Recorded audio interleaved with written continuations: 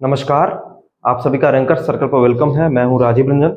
देखिए, हम लोग मंजिल सीरीज को कवर कर रहे हैं, जिसमें हम लोग बिहार के जो भी वनडे एग्जाम है, बीएसएससी सीजीएल है, बीएसएससी इंटर लेवल है, बीएसओ है, बिहार दरोगा है, बिहार पुलिस है, बीपीएससी टीआरई है, बीपीएससी एईडीओ है, उसका जो है वो जीके जीएस का कॉन्सेप्ट और प्रीवियस ईयर क्वेश्चन को हम लोग जो है वो कवर कर रहे हैं। अभी हम लोग पॉलिटी पढ़ रहे हैं और पॉलिटी में 5 क्लास हो चुका है, आज ये 6ठा क्लास है और इस क्लास को हम लोग पढ़ेंगे।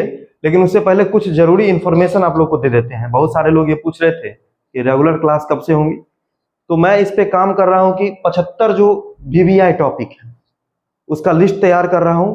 उस टॉपिक का लिस्ट आप लोग को दे दिया जाएगा और उस लिस्ट के साथ साथ आपको एक शेड्यूल दे दिया जाएगा कि इस डेट को इस जो है दिन को जो है आपका ये टॉपिक पढ़ाया जाएगा और इस दिन को आपका जो क्विज जो है टेलीग्राम पर होगा।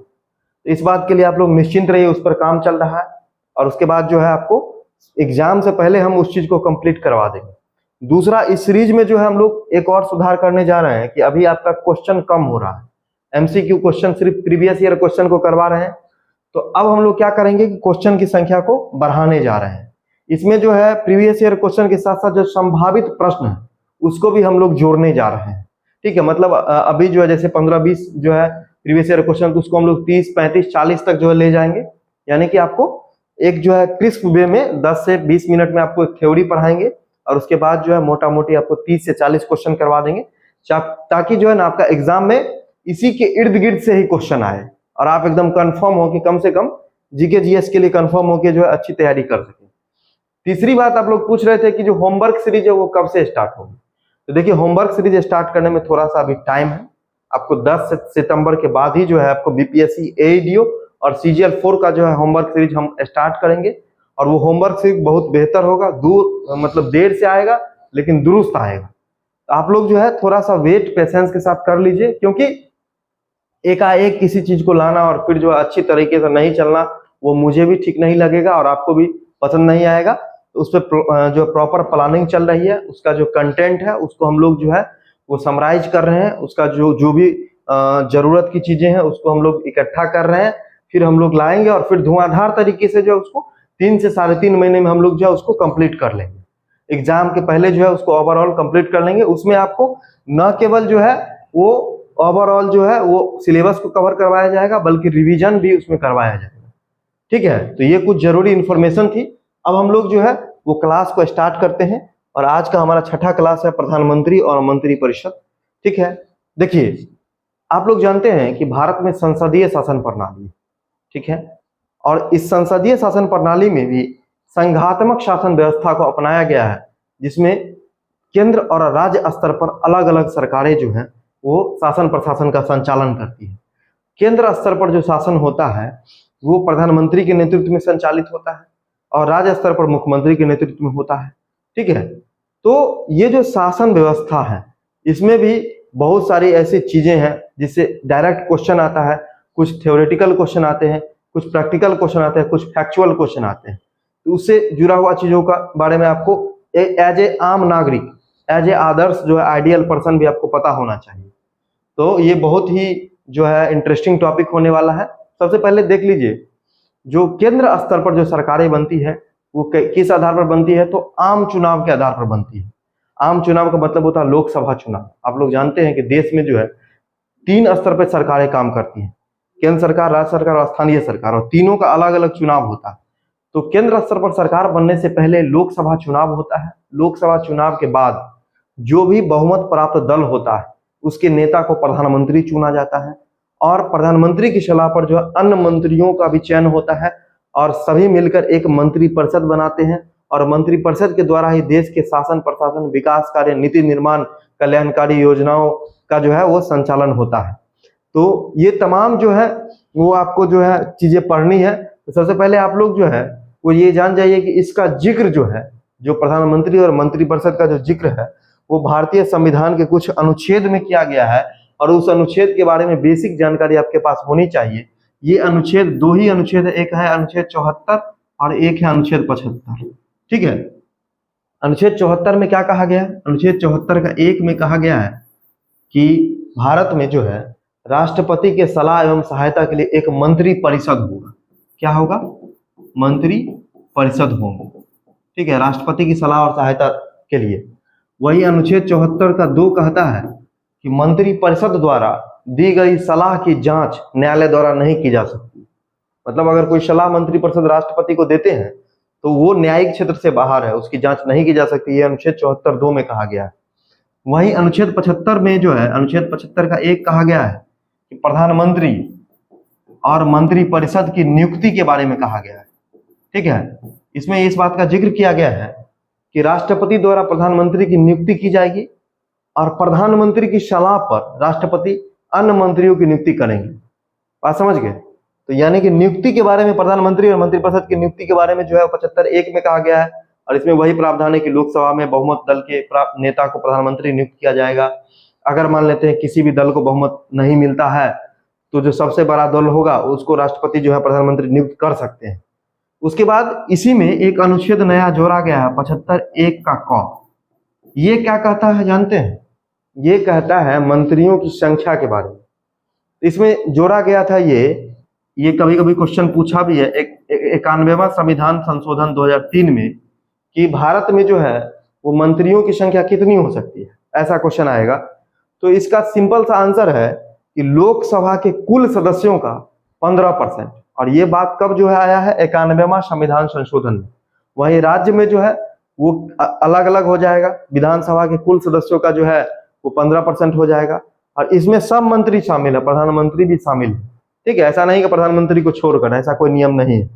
जैसे मान लेते हैं कि भारत में लोकसभा के सदस्य जो हैं अभी फिलहाल में मान लेते हैं 545, इसका अगर आप 15% निकालिएगा तो कितना हो जाएगा? 54 और 27 81, मतलब 82, यानी 82 मंत्री से ज्यादा नहीं हो सकते, ठीक है। 82 मंत्री से ज्यादा। उसी तरह से हर राज्य का कंडीशन अपना अलग अलग हो जाएगा, तो इसको आपको ध्यान रखना है। अब देखिए, अब इसमें जो है और भी अनुच्छेद है जो आपको पूछा जाता है। जैसे अनुच्छेद 75 का 2, अनुच्छेद 75 का 2 और अनुच्छेद 75 का 3, ये दोनों जो है ना वो मंत्रियों के उत्तरदायित्व के बारे में, मतलब मंत्री जो है वो किस तरह से अपने कर्तव्य और किस पर डिपेंड रहते हैं।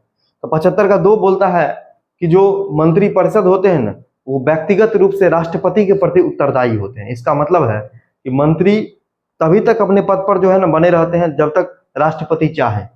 और राष्ट्रपति कब तक चाहेंगे? जब तक कि प्रधानमंत्री चाहेंगे। बात समझ रहे हैं? तो ये चीजें हैं अनुच्छेद 75(2) में।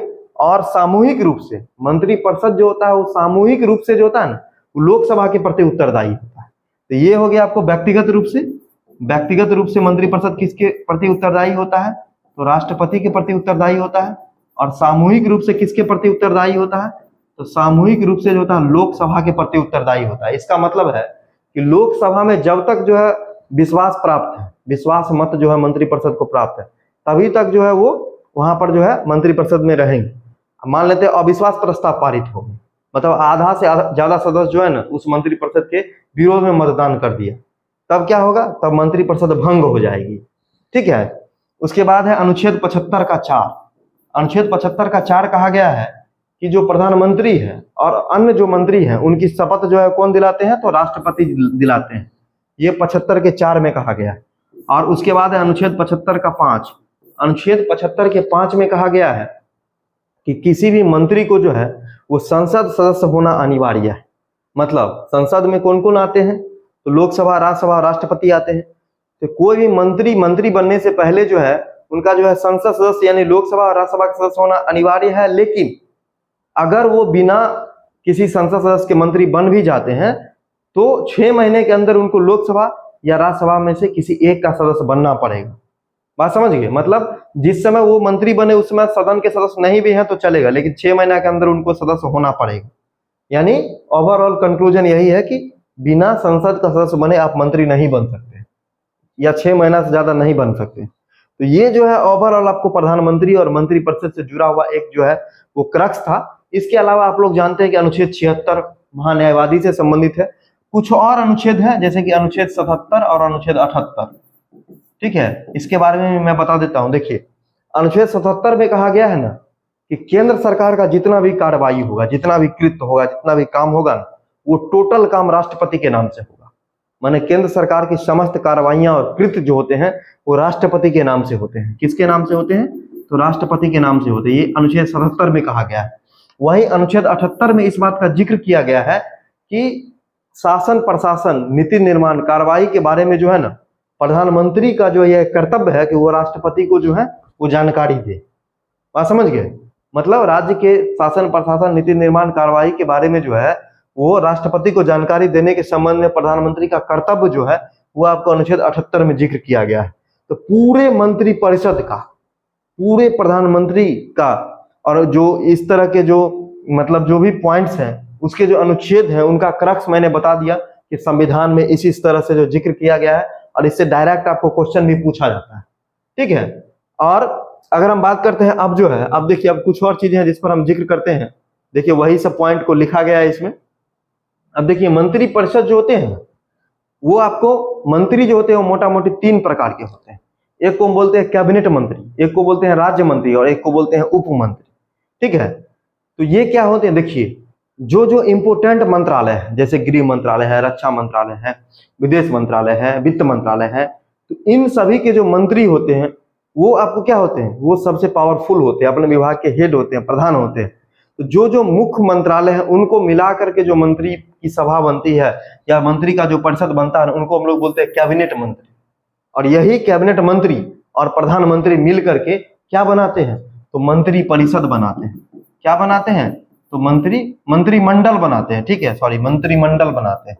अगर आपसे पूछेगा कि मंत्रिमंडल में कौन कौन आते हैं, तो प्रधानमंत्री और कैबिनेट मंत्री आते हैं। ठीक है। जबकि इसके अलावा सबसे इंपोर्टेंट और सबसे पावरफुल जो हो गया वो कैबिनेट मंत्री हो गया। उसके बाद आता है राज्य मंत्री। तो राज्य मंत्री क्या होते हैं? जो इंपोर्टेंट मंत्रालय है ना उसमें एक जो सहयोगी मंत्री भी होते हैं, जो उनकी सहायता में जो है मदद, उनकी सहायता के लिए होते हैं, या फिर उनकी अनुपस्थिति में काम करते हैं, या उनको भी जो है उस विभाग से संबंधित काम दिया जाता है, तो वो होते हैं आपको राज्य मंत्री। लेकिन किसी जो विभाग है या मंत्रालय है उसमें जो है ना वो कैबिनेट मंत्री नहीं होते, तो वहां पर राज्य मंत्री ही जो है उसका संचालन करते हैं। और उसके बाद उप मंत्री होते हैं। तो उप मंत्री जो होते हैं वो आपको इसी दोनों की सहायता के लिए दिया जाता है। अगर आप पूछिएगा पावर के अनुसार, सबसे पावरफुल कैबिनेट मंत्री, फिर राज्य मंत्री और फिर उप मंत्री होते हैं, और इस सभी को मिला करके मंत्री परिषद बनता है। मंत्री परिषद और मंत्रिमंडल में यही अंतर, परिषद में सभी आते हैं लेकिन मंत्रिमंडल में जो कैबिनेट मंत्री और प्रधानमंत्री आते हैं। जो इंपोर्टेंट डिसीजन होते हैं, इंपोर्टेंट जो निर्णय होते हैं, विकास का काम होता है, कोई भी योजना परियोजना का संचालन होता है, कोई कार्रवाई होती है, ठीक है, कोई नीतिगत निर्णय होता है, तो वो मंत्रिमंडल करता है। जैसे आप लोग सुनते होंगे कि आज जो है इस प्रस्ताव का कैबिनेट हो गया, तो कैबिनेट हो गया इसका क्या मतलब है? मंत्रिमंडल से वो पास हो गया। जिसमें प्रधानमंत्री और अन्य जो महत्वपूर्ण मंत्रीगण हैं उनके जो सभा थी उनकी सभा से वो पारित हो गया। यही होता है। तो इस चीज को आप लोग को समझना है, बहुत ज्यादा कंफ्यूजिंग नहीं है। ठीक है। इसके बाद अगर हम लोग देखते हैं कि प्रधानमंत्री से जुड़ा हुआ भी कुछ फैक्ट है। देखिए प्रधानमंत्री जो होते हैं ना वो मंत्रिमंडल के प्रधान होते हैं, और वो लोकसभा में बहुमत दल के नेता को ही चुना जाता है। मतलब जिस दल का लोकसभा में बहुमत है उसके नेता को प्रधानमंत्री चुना जाता है। उनकी सिफारिश पर जो है अन्य मंत्रियों का चयन होता है। प्रधानमंत्री की जो है वो व्यापक शक्तियां और व्यापक क्षेत्राधिकार हैं, व्यापक जो है भूमिका है। देश का जो वास्तविक प्रधान जो होता है वो आपको प्रधानमंत्री होते हैं। ठीक है। जैसे आप लोग को मैंने बताया था देश की कार्यपालक प्रधान या कार्यपालक शक्ति का जो हेड होता है वो राष्ट्रपति होते हैं, लेकिन राष्ट्रपति केवल नाम मात्र के प्रधान होते हैं। वास्तविक प्रधान तो प्रधानमंत्री होते हैं, जो समस्त शक्तियों का, समस्त कार्य का, समस्त योजनाओं का, समस्त जो है नीति निर्माण का, इन सभी का इस्तेमाल करते हैं। तो प्रधानमंत्री के और क्या क्या जो है कर्तव्य और शक्तियां हैं तो उनके बारे में मैं आपको बता देता हूं। देखिए जो प्रधानमंत्री होते हैं या कोई भी मंत्री होते हैं उनको पद और गोपनीयता की शपथ जो है राष्ट्रपति दिलाते हैं। ठीक है, पहला पॉइंट ये है। दूसरा है कि प्रधानमंत्री जो है सभी मंत्रियों का जो बैठक का अध्यक्षता करते हैं। प्रधानमंत्री जो होते हैं वो देश के नीति निर्माण, देश का कोई भी सरकार का जो है ना एक तरह से आवाज होते हैं। जैसे कोई विपक्ष कोई क्वेश्चन कर रहा है तो उसका वो जो है वो जवाब देने के लिए वो उत्तरदायी होते हैं। ठीक है। और देश में जो भी कुछ हो रहा है उसके लिए जो अल्टीमेट जो रिस्पॉन्सिबिलिटी होती है वो कहीं ना कहीं प्रधानमंत्री की होती है।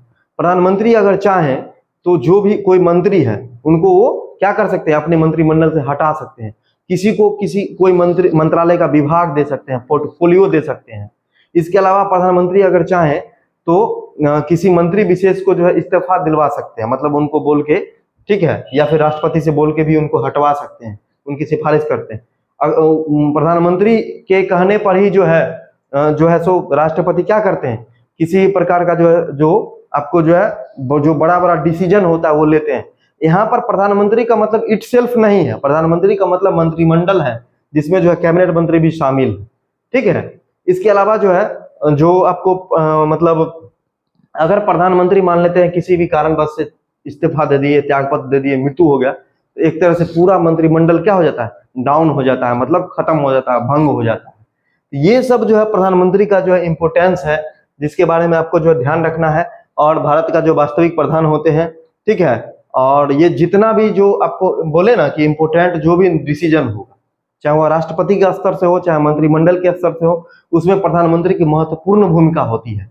और आप लोग जानते हैं कि प्रधानमंत्री जो होते हैं ना, मंत्रिमंडल और राष्ट्रपति के बीच की कड़ी होते हैं, ठीक है, संसद और राष्ट्रपति के बीच की कड़ी होते हैं प्रधानमंत्री। तो प्रधानमंत्री की बहुत ही इंपोर्टेंट जो भूमिका होती है। इसके अलावा जो होता है वो आपको जो है सो मंत्रिपरिषद की अध्यक्षता, ये टोटल का टोटल हम बता ही चुके हैं ये सारा चीज। उसके अलावा जो प्रधानमंत्री कुछ इंपोर्टेंट जो परिषद होते हैं, इंपोर्टेंट जो मतलब कमेटियां होती है, उसके अध्यक्ष भी होते हैं, जैसे अंतर्राज्यीय परिषद हो गया, राष्ट्रीय एकता परिषद हो गया। इसके अलावा आप लोग देख रहे हैं वैज्ञानिक और अनुसंधान परिषद हो गया। इसके अलावा नीति आयोग हो गया। ये सब के अध्यक्ष कौन होते हैं? ये सब के अध्यक्ष प्रधानमंत्री खुद होते हैं, ठीक है। तो ये तमाम चीजें हैं जो प्रधानमंत्री के बारे में आपको जानना जरूरी है। अब देखिए, अब प्रधानमंत्री से जुड़ा हुआ जो है ना कुछ फैक्ट भी है, जिससे एग्जाम में जो है क्वेश्चन आते हैं डायरेक्ट। सबसे पहले आप लोग जो है वो लिस्ट देख लीजिए। ये जो लिस्ट है प्रधानमंत्री का लिस्ट है, तो भारत के प्रथम प्रधानमंत्री पंडित नेहरू थे, पंडित जवाहरलाल नेहरू। और पंडित जवाहरलाल नेहरू का जो कार्यकाल था वो अभी तक सबसे लंबा कार्यकाल रहा है। 1947 से लेकर 1964 तक लगभग जो है 17 वर्षों तक जो है ये प्रधानमंत्री रहे थे। और चूंकि इनकी मृत्यु पद पर रहते हुए हो गई थी, तो इनके कार्यभार को संभालने के लिए जो है ना कार्यवाहक प्रधानमंत्री की नियुक्ति की गई। और कार्यवाहक प्रधानमंत्री कौन थे? तो गुलजारी लाल नंदा थे। प्रथम कार्यवाहक प्रधानमंत्री कौन बने? तो गुलजारी लाल नंदा बने थे। इस बात का ध्यान रखना है। और सबसे लंबे समय तक जो है जवाहरलाल नेहरू रहे थे, जिनकी मृत्यु पद पर रहते हुए हो गई थी। और 3 प्रधानमंत्री की मृत्यु जो पद पर रहते हुए हुई। एक तो जवाहरलाल नेहरू है, दूसरे लाल बहादुर शास्त्री हैं, और तीसरे जो है वो श्रीमती इंदिरा गांधी थी। तो इनका आपको ध्यान रखना है, ये सब फैक्ट है। अब देखिए, फिर लाल बहादुर शास्त्री प्रधानमंत्री बने। लाल बहादुर शास्त्री जो है उनकी मृत्यु जो है 11 जनवरी 1966 को ताशकंद में हो गई थी। ताशकंद जो आप लोग जानते हैं, ताशकंद कहाँ है? ताशकंद जो है उज्बेकिस्तान की राजधानी है, जहां पर इनकी मृत्यु हो गई थी संदिग्ध स्थिति में। उसके बाद फिर से जो है गुलजारी लाल नंदा कार्यवाहक प्रधानमंत्री बनते हैं। फिर इंदिरा गांधी का कार्यकाल काफी लंबा चलता है। 1966 से लेकर 1977 तक जो इंदिरा गांधी जो है वो लगातार जो है वो आपको प्रधानमंत्री रहती है 2 टर्म तक। और इसके बाद जो है क्या होता है, आपातकाल आता है। आप लोग जानते हैं 1975 से 77 तक जो है आपातकाल लगाया गया था। फिर आपातकाल के बाद जो है ना कांग्रेस की सरकार जो है वो गिर गई थी। और कांग्रेस के बाद जो फिर गैर कांग्रेसी सरकार आई। और प्रथम गैर कांग्रेसी सरकार में जो प्रधानमंत्री बने थे वो बने थे मोरारजी देसाई। कौन बने थे? मोरारजी देसाई। तो प्रथम गैर कांग्रेसी प्रधानमंत्री थे मोरारजी देसाई। और ये अभी तक के जो है ना वो सबसे उम्रदराज प्रधानमंत्री भी बने, ठीक है। तो ये आपको 77 से 79 तक जो है ये प्रधानमंत्री रहे। और ये जो है जनता पार्टी से संबंधित थे। मैं जो भी पॉइंट बोल रहा हूं या जो भी हाईलाइट कर रहा हूं वो सारा प्रीवियस ईयर क्वेश्चन में आया हुआ है, ठीक है। तो ये चीजें हैं। तो ये पूछा जा सकता है कि सबसे उम्रदराज और प्रथम गैर कांग्रेसी प्रधानमंत्री कौन थे? तो मोरारजी देसाई थे। उसके बाद आपको जो है चौधरी चरण सिंह प्रधानमंत्री बनते हैं 1979 से लेकर 1980 तक। और चौधरी चरण सिंह जो है ना वो आपको क्या थे? किसान नेता थे। क्या थे? किसान नेता थे। और इसलिए जो है चौधरी चरण सिंह की जो है 23 दिसंबर को चौधरी चरण सिंह की जो है ना वो जयंती आपको मनाई जाती है। और इसके अलावा अगर मैं बात करता हूँ जी, चौधरी चरण सिंह जो है वो प्रधानमंत्री जब बने ना तो इनको एक भी दिन लोकसभा में जाने का मौका नहीं मिला। इन्होंने एक भी दिन लोकसभा का सामना नहीं किया। ये भी क्वेश्चन आता है कि कौन जो है प्रधानमंत्री थे जिन्होंने लोकसभा का एक भी दिन सामना नहीं किया, तो वो थे चौधरी चरण सिंह। फिर से कांग्रेस की सरकार आती है और फिर से इंदिरा गांधी प्रधानमंत्री बनती है। 1980 से 84 जो है तीसरे कार्यकाल के लिए प्रधानमंत्री बनती है। पहले 3 बार प्रधानमंत्री जवाहरलाल नेहरू भी लगातार रहे थे। इंदिरा गांधी 1966 से 77 तक 2 टर्म रही और फिर जो है 80 से 84 तीसरा टर्म रही और 1984 में आप लोग जानते हैं कि इंदिरा गांधी की हत्या कर दी गई थी। ठीक है, तो ये चीजें हैं। उसके बाद फिर से जो है वो राजीव गांधी प्रधानमंत्री बनते हैं 1984 से 1989 तक। और राजीव गांधी जो प्रधानमंत्री बनते हैं ये सबसे कम उम्र के थे, सबसे युवा थे। सबसे कम उम्र के प्रधानमंत्री जो बनते हैं वो आपको राजीव गांधी बनते हैं। अब देखिए, अब आगे है विश्वनाथ प्रताप सिंह। विश्वनाथ प्रताप सिंह के बारे में एक ही फैक्ट बार बार पूछा जाता है कि ये जो थे ना, इन पर अविश्वास प्रस्ताव लगाया गया था और अविश्वास प्रस्ताव से हटाए जाने वाले जो हैं वो एकमात्र प्रधानमंत्री बने। और यही बीपी सिंह जी जो है वो ओबीसी को जो 27% आरक्षण को जो लागू किया गया है वो इन्हीं के कार्यकाल में लागू किया गया है। तो ये क्वेश्चन आपको पूछा जा सकता है।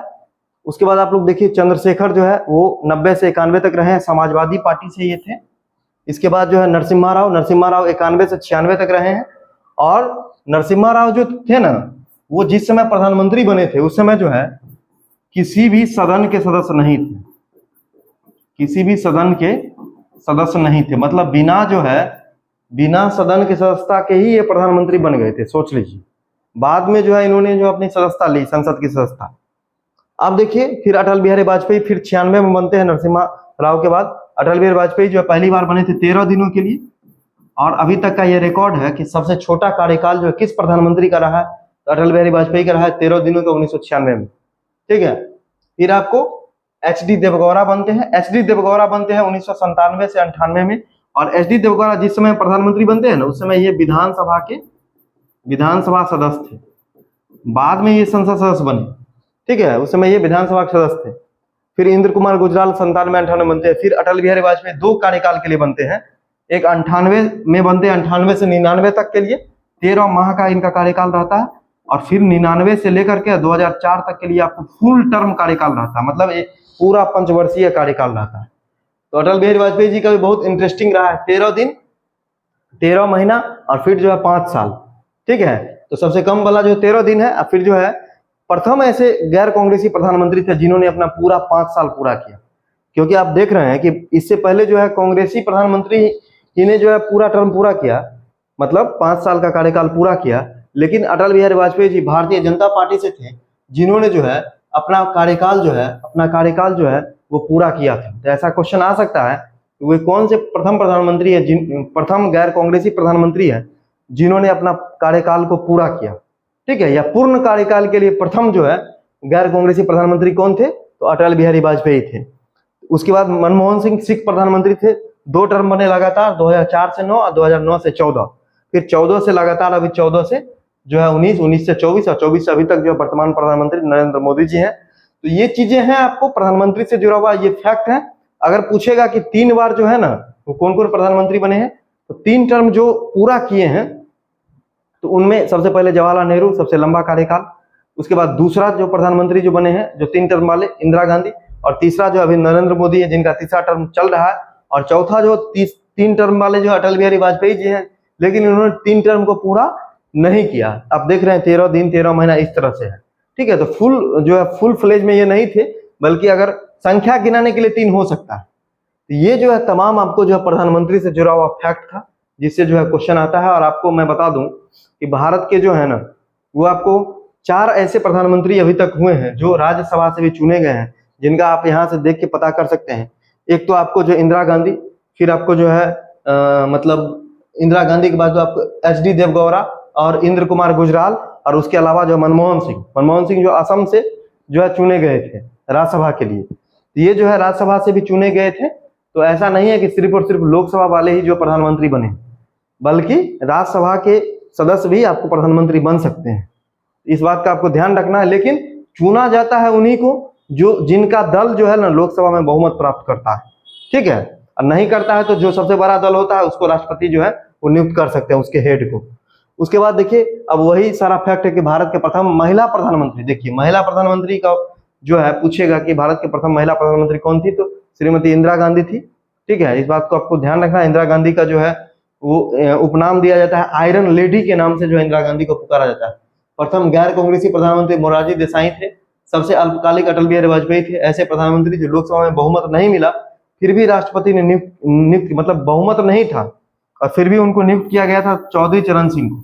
और ये एक भी दिन जो है ना वो लोकसभा का सामना भी नहीं किए, इस बात का भी आपको ध्यान रखना है।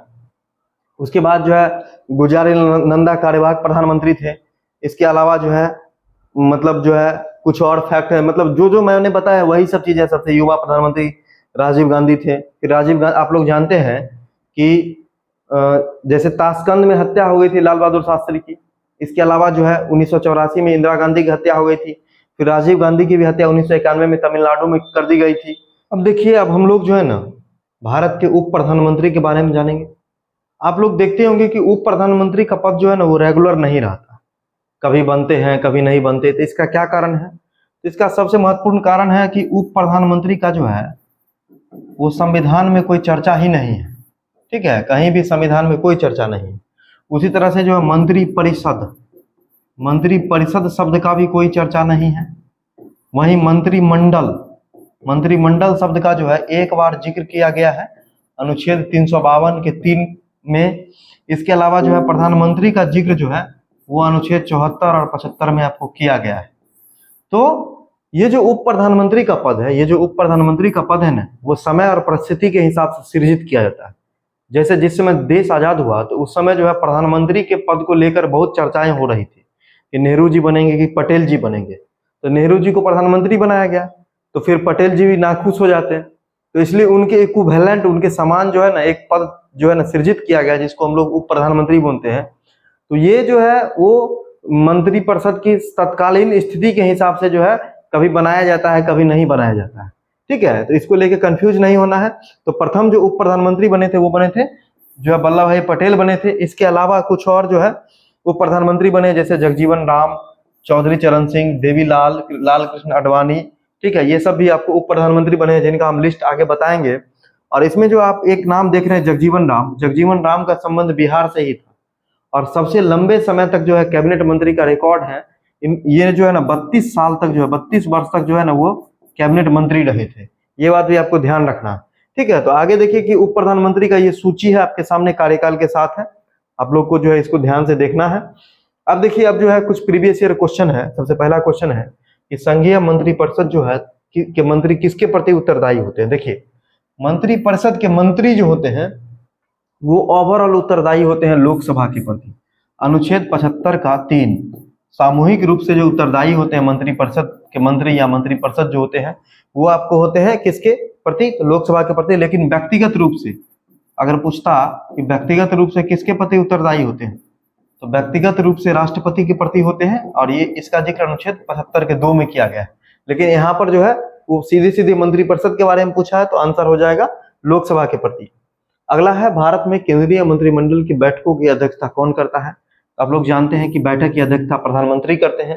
ठीक है, केंद्रीय मंत्रिमंडल के हेड होते हैं, बैठक की अध्यक्षता करते हैं, विपक्ष के सवालों का जवाब देते हैं, सरकार का जो है नेतृत्व करते हैं, नीति निर्माण, योजना निर्माण, विकास कार्य का जो है संचालन करते हैं, इसके साथ ही राष्ट्र का नेतृत्व करते हैं। इसके अलावा जो है समस्त जो कार्यपालिका का वास्तविक प्रधान होते हैं, संसद और राष्ट्रपति के बीच की कड़ी का काम करते हैं प्रधानमंत्री। ये तमाम काम प्रधानमंत्री का है। उसके बाद भारत के प्रधानमंत्री का पद, तो भारत के प्रधानमंत्री का काम परंपरा पर आधारित है? बिल्कुल नहीं। संसद द्वारा सृजित है? नहीं। संविधान द्वारा सृजित है? बिल्कुल। संविधान के अनुच्छेद 74 में जो है जिक्र किया गया है कि राष्ट्रपति की सहायता के लिए एक मंत्रिपरिषद होंगे और उसका हेड प्रधानमंत्री होंगे, इसलिए इसका जिक्र संविधान में है। अगला क्वेश्चन, कैबिनेट में सम्मिलित होते हैं। देखिए, कैबिनेट शब्द आया है तो कैबिनेट में आपको सभी मंत्री नहीं, सभी मंत्री नहीं होते, केवल कैबिनेट मंत्री होगा, क्योंकि कैबिनेट में होता है पीएम प्लस में कैबिनेट मंत्री। ठीक है, कैबिनेट मंत्री, और इन्हीं को बोला जाता है आपको मंत्रिमंडल। मुख्य रूप से मंत्रिमंडल जो है इन्हीं को बोला जाता है। और मंत्री परिषद में सभी मंत्री आते हैं। मंत्री परिषद में आपको राज्य मंत्री, उप मंत्री सब आते हैं। अगला क्वेश्चन है, भारत में प्रधानमंत्री अपना त्याग पत्र किसको सौंपते हैं? तो राष्ट्रपति को। मतलब त्याग पत्र भी सौंपते हैं और शपथ भी जो है उनको दिलाते हैं प्रधानमंत्री या कोई भी मंत्री राष्ट्रपति को। प्रधानमंत्री बनने की मिनिमम एज कितनी है, मिनिमम आयु कितनी है? तो मिनिमम आयु है 25 वर्ष। देखिए, कोई भी प्रधानमंत्री हो या कोई भी मंत्री हो, उसको बनने के लिए जो है आपको वो संसद का सदस्य होना जरूरी है। या तो आप लोकसभा के सदस्य होंगे या तो राज्यसभा के सदस्य होंगे, ठीक है। और ये जो है आपको ये जिक्र किया गया अनुच्छेद 75 के 5 में, 75 का 5 जो है उसमें जिक्र किया गया है कि कोई भी मंत्री जो होंगे ना वो आपको संसद के सदस्य होंगे। अगर आप लोकसभा के सदस्य मंत्री बनते हैं तो उसके लिए मिनिमम एज है 25 वर्ष, और राज्यसभा के सदस्य अगर मंत्री बनते हैं तो उसके लिए मिनिमम एज है आपको 30 वर्ष, ठीक है। तो यहाँ पर मिनिमम पूछ रहा है तो मिनिमम क्या हो जाएगा, 25 वर्ष हो जाएगा। बहुत सारे प्रधानमंत्री जो है राज्यसभा के सदस्य भी रहे हैं, जैसे कि पहली बार जो है इंदिरा गांधी जो है वो पहली बार राज्यसभा से चुने जाने वाली प्रधानमंत्री थी, ठीक है। मतलब प्रथम प्रधानमंत्री जो राज्यसभा की सदस्य थी इंदिरा गांधी। उसके बाद आपको एच डी देवगौड़ा बने हैं, इंद्र कुमार गुजराल बने हैं, उसके बाद जो मनमोहन सिंह बने हैं। मनमोहन सिंह भी आपको असम से जो है राज्यसभा के सदस्य थे, मनमोहन सिंह, ठीक है। इस बात का आपको ध्यान रखना है। अब अगला क्वेश्चन है प्रधानमंत्री बनने की न्यूनतम आयु, सेम क्वेश्चन है। अगला क्वेश्चन देखिए कि कौन राज्यसभा का सदस्य थे जब वह पहली बार प्रधानमंत्री नियुक्त किए गए थे, तो इंदिरा गांधी। अभी हम तुरंत बताए हैं, जो इंदिरा गांधी पहले जो है प्रधानमंत्री थे और पहली बार जो ये राज्यसभा के सदस्य ही थे। सामान्यतः समस्त महत्वपूर्ण निर्णय लिए जाते हैं, बहुत महत्वपूर्ण निर्णय जो है आपको कैबिनेट के द्वारा लिए जाते हैं, और इस कैबिनेट में आपको पीएम और प्लस में कैबिनेट स्तर के मंत्री भी होते हैं, कैबिनेट मंत्री भी आपको होते हैं, ठीक है। इस बात का ध्यान रखना है। अगला क्वेश्चन है भारत में प्रधानमंत्री का कार्यकाल की अवधि कितनी होती है, तो देखिए प्रधानमंत्री या कोई भी मंत्रिमंडल तभी तक अपने कार्यकाल में रहेगा जब तक वो लोकसभा में उसका विश्वास मत रहेगा। लोकसभा में अगर अविश्वास प्रस्ताव पारित हो गया तो उसको इस्तीफा देना पड़ेगा। इसमें देखिए कौन सा ऑप्शन है, लोकसभा में सबसे बड़ा दल, जब तक कि राष्ट्रपति का विश्वास रहता है, जब तक कि लोकसभा का विश्वास रहता है। तो इसलिए आपका आंसर जो हो जाएगा, आपका आंसर क्या हो जाएगा, डी हो जाएगा, जब तक कि लोकसभा का विश्वास रहता है। अगला क्वेश्चन, मंत्री परिषद है राष्ट्रपति के बिल्कुल समान, राष्ट्रपति का निकाय, राष्ट्रपति का वास्तविक निकाय, राष्ट्रपति का कोई निकाय। देखिए मंत्री परिषद जो होता है ना, राष्ट्रपति का वास्तविक निकाय होता है, क्योंकि आप लोग जानते हैं कि राष्ट्रपति नाम मात्र के प्रधान होते हैं और प्रधानमंत्री जो है वास्तविक प्रधान होते हैं, और उनकी जो बॉडी होती है, उनकी जो इकाई होती है वो वास्तविक निकाय होती है, जिसके माध्यम से देश का शासन, प्रशासन, नीति निर्माण इत्यादि का संचालन होता है। इसलिए मंत्री परिषद हो जाएगा राष्ट्रपति का वास्तविक निकाय। अगला क्वेश्चन देखिए, अगला क्वेश्चन है कि राज्यसभा के सदस्य को प्रधानमंत्री के पद पर जो है ना किसके द्वारा नियुक्त किया जाता है। देखिए राज्यसभा के सदस्य हो या लोकसभा के सदस्य हो, प्रधानमंत्री के पद पर अगर नियुक्त किया जाना है तो केवल और केवल कौन करेंगे, राष्ट्रपति ही करेंगे, ठीक है। तो ये जो है आपका आंसर की था, ये आपका जो आज का जो है इंपोर्टेंट कुछ जो है प्रीवियस ईयर क्वेश्चन था, जिसको मैंने आपको जो है डिस्कस करवाया। अब देखिए ये था आज का आपका क्लास। बहुत ही जल्द जो हम लोग जो है 75 टॉपिक का जो है वो लिस्ट और उसका शेड्यूल दे देंगे, और उस पर फिर रेगुलर क्लास होगी। आप लोग निश्चिंत रहिए, लेकिन आप अपनी बेहतर तैयारी के लिए सेल्फ स्टडी पे ज्यादा फोकस कीजिए, सिर्फ हम पे डिपेंड नहीं रहिए। हम आपको जो है एक मार्गदर्शन दे सकते हैं, लेकिन कहीं भी आपके रिजल्ट में किसी भी शिक्षक, किसी भी इंस्टीट्यूट से ज्यादा जो है आपका खुद का मेहनत होता है। इसलिए आप जो है खुद भी जो बुक्स हैं, सेल्फ स्टडी है, उस पर ध्यान दीजिए। लेकिन हमने जो है वो ये डिसाइड किया है कि एग्जाम से पहले जो आप लोगों का 75 टॉपिक शेड्यूल के हिसाब से और क्विज के साथ हम लोग कंप्लीट करवा देंगे, ठीक है दोस्तों। तो बहुत जल्द मिलते हैं एक नए वीडियो में नए टॉपिक के साथ। तब तक के लिए आप लोग टेलीग्राम को ज्वाइन कर लीजिए और पढ़ते रहिए, मुस्कुराते रहिए। चैनल को लाइक, शेयर और सब्सक्राइब कीजिए। धन्यवाद।